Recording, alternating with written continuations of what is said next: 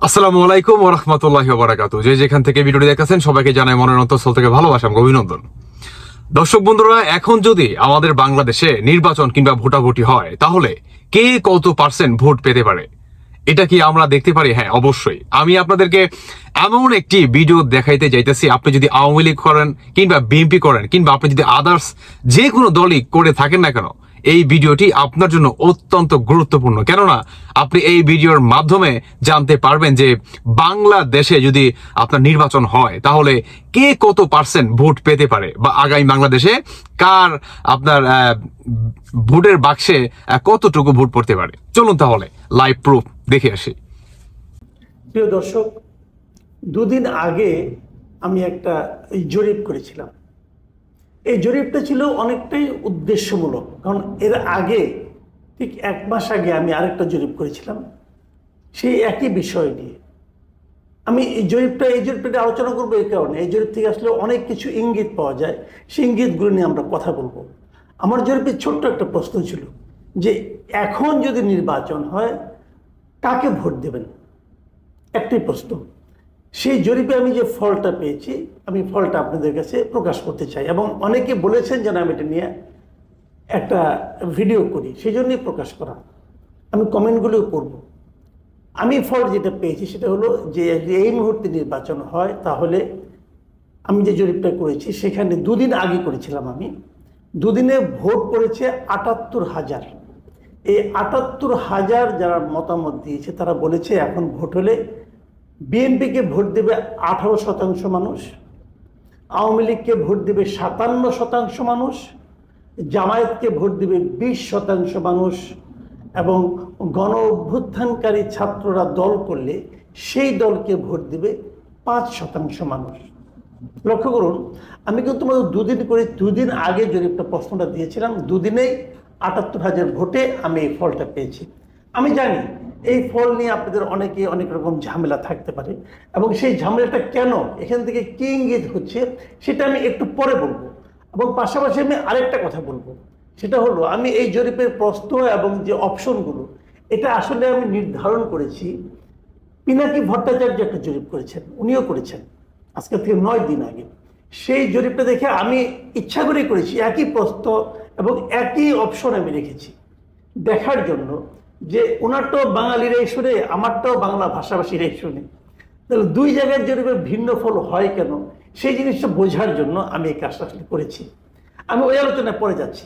তার আগে আমি যেটা বলবো সেটা হলো যে এই জরিপের নিচে প্রচুর প্রায় ৩৭০০ কমেন্ট আমি পেয়েছি। এগুলো আইবি এন বেনুর আলো, ভাই এটা বুঝতে পারলাম আমার নামটা কিভাবে নামটা যেন আসছে। যাই হোক, আমি মন্তব্যটা করি, আপনি এসব BAL নিয়ে পড়ে আছেন কেন? এসব জরিপে আসল চিত্র কখনোই আসে না। আপনার উপর কারা ভর করেছে সেটা আপনি কি বোঝেন, নাকি বোঝার ভান করেন, নাকি না বোঝার ভান করেন?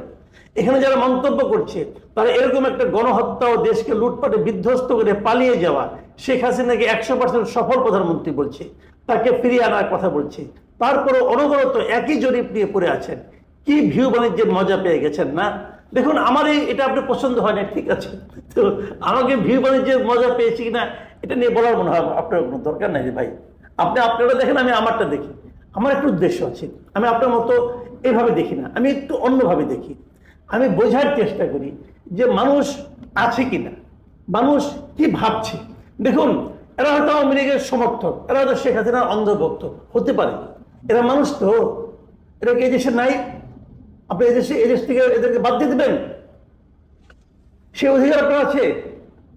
আপনি শেখ হাসিনাকে ঘৃণা করতে পারেন, কিন্তু যে লোকগুলি এই যে ভোটটা দিল এখানে, এরা কি জিনপরি, ভূত? মানুষ, এরাও মানুষ। কারণ এই মানুষগুলিকে আপনারা প্রভাবিত করতে পারেন নাই কেন? এই মানুষগুলিকে আপনারা ঘৃণা করে কেন দূরে সরিয়ে দিয়েছেন? আপনি এই মানুষগুলিকে এই দেশ থেকে বাদ দিতে পারবেন না।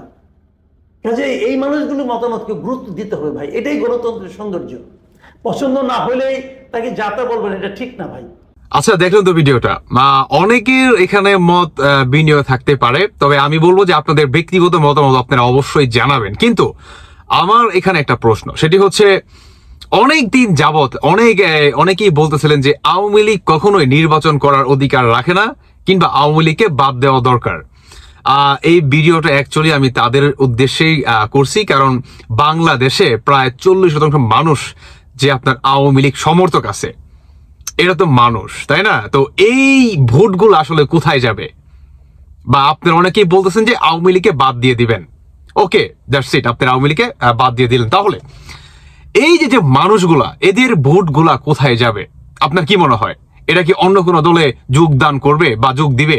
No, impossible. কারণ আপনি যেই দলই বলেন না কেন, আজকে বিএনপি আসুক, বিএনপি কি 17টা বছর আওয়ামী লীগে কি আপনার যোগ দিছে, বা আদার্স অন্য কোনো দলে কি যোগ দিছে? দেয় নাই। দিন শেষে তারা দেশকেও ভালোবাসে, ইভেন তাদের দলটাকেও ভালোবাসে।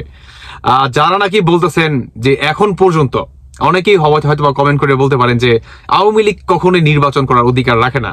আমার মনে হয় ভাই, এই ভিডিওটা আপনার জন্য যথেষ্ট উত্তর পাওয়ার জন্য, কিংবা আপনার জানার জন্য যে আওয়ামী লীগের সমর্থক এখনো বাংলাদেশের আনাচে কানাচে কোটি কোটি মানুষ পড়ে আছে ভাই। যখন নির্বাচন যদি হয়, সূক্ষ্ম নির্বাচন ভোটের মাধ্যমে, এবং সেই নির্বাচনে যদি আপনার আওয়ামী লীগ কোনোভাবে সামহাও যদি এসে পড়ে কিংবা আসতে পারে হয় কোনোভাবে, বাংলাদেশে একটা অন্যরকম খেলা হলেও হতে পারে। জানি না, বাকিটা আপনাদের ব্যক্তিগত মতামত অবশ্যই জানিয়ে যাবেন। ধন্যবাদ সবাইকে। আল্লাহ হাফেজ, আসসালামু আলাইকুম।